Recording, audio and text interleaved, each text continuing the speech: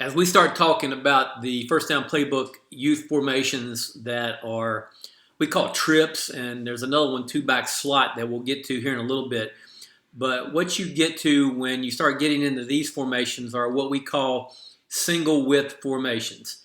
And it's very important. We're going to look at these two plays right here really quickly to point out the world that you're getting in when you start getting into single width formations. Now, single width formations for us are where you only have wideouts to one side. And a lot of youth football formations either don't have wideouts to either side, they're packed inside just for the younger players, or they may have a wideout to each side.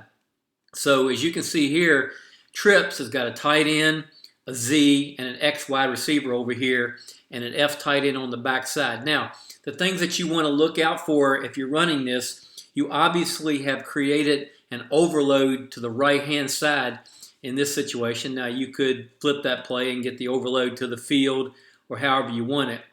And so what you're looking for is generally looking for an advantage with numbers to this side. And you can see where we've got a tall sweep. Now, it's important to understand what advantages you get when the numbers go your way. You need to make sure that your wideouts can block their corners, or they might adjust and keep the cornerback over here and bring a backer out here or a strong safety over here.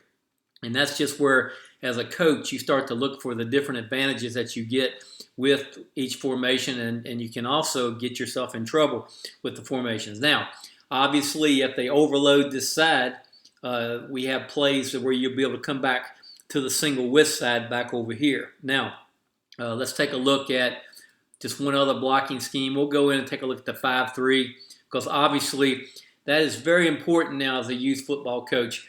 We see a lot of people out there that are drawing plays up on air, and that's just not the way it is. If you've got an even front, your guards are going to be covered. If you've got an odd front, your tackles and center are going to be covered. And that's important for your players to know. Now, as you can see right here on this tall sweep, what we've got is the backside guard pulling. And the reason we've got a dotted line and a solid line, and really the blocking scheme will play itself out the same way pretty much the whole game. But you want to teach that guard right there. If that end stretches and that tight end is out there trying to reach him, then let that guard go on up inside. Now, if the end plays inside, the tight end blocks him, then yeah, the guard can come around to the outside. But what you want to do is, don't make your offensive linemen play with their eyes shut.